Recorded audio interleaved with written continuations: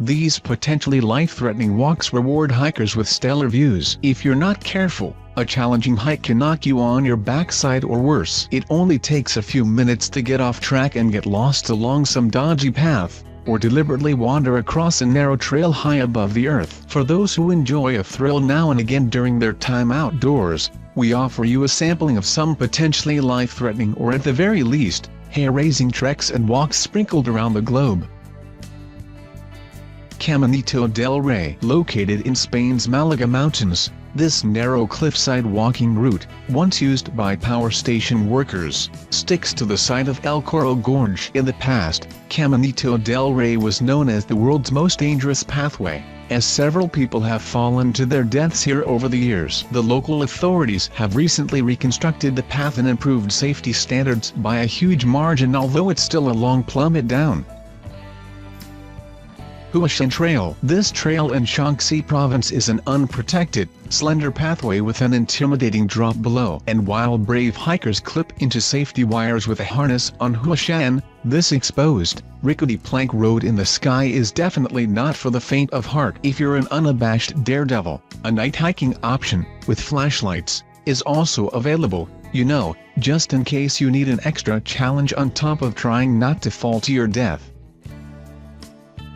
The Maze. While the maze, in Utah's Canyonlands National Park, won't scare you silly with massive vertical drops, although there are some decent-sized ones, this labyrinthine, hard-to-reach area offers plenty to see and do, plus a heck of a lot to watch out for. While a one-day trip is possible, due to its remoteness, most people spend a few days backcountry camping inside the park, navigating canyons, tackling tough trails, getting lost, running out of water, not running into a lot of other trekkers to help you out if you get into a jam, hopefully not as severe as the one depicted in the film 127 Hours, rock slides, and tons of other obstacles can make the maze a nightmare or an absolute blast depending on how well you prepare.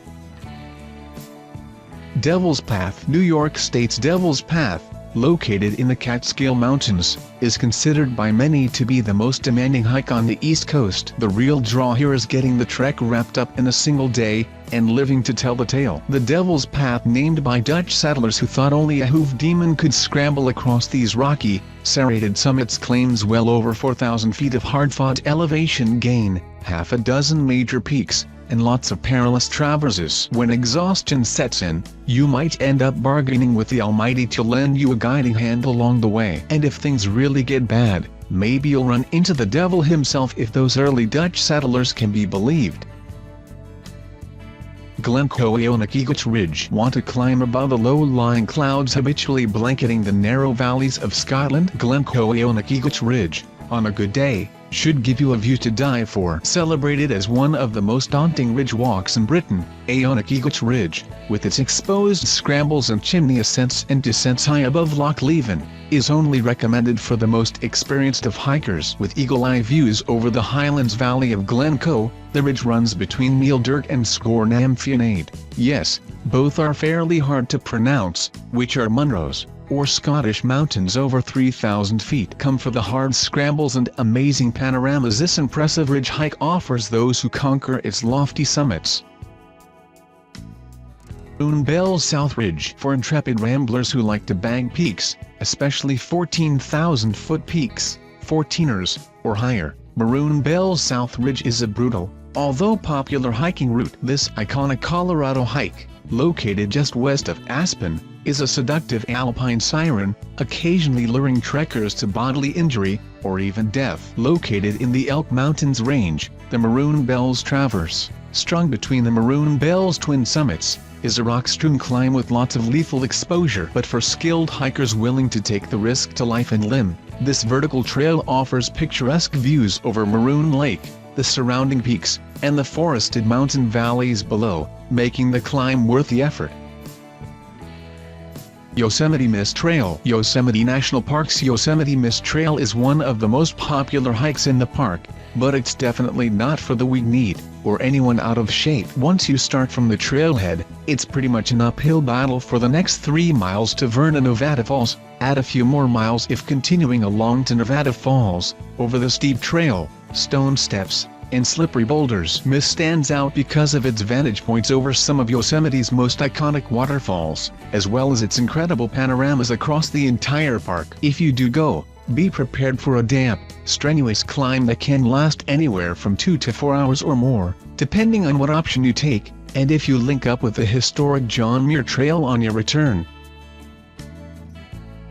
Staircase-Escalante National Monument. While the future of Utah's Grand Staircase-Escalante National Monument is a little uncertain these days, many invested parties, private and political, would like to reduce its nearly 2 million acre size. There's no denying what an astounding collection of slot canyons, sheer drop-offs, jagged cliffs, arches, gulches, and enjoyable hikes this enormous park has to offer. Sure-footed outdoor enthusiasts trekking through these altering landscapes can meander through narrow canyons, across rocky terraces, and past, or near, towering cliff faces. Beware of flash floods here, which can sweep hikers through narrow canyons to their death. Different expanses of Grand Staircase-Escalante often come with cool, and occasionally foreboding-sounding names like Spooky Gulch, Little Death Hollow, Coyote Gulch, Zebra Slot, and more.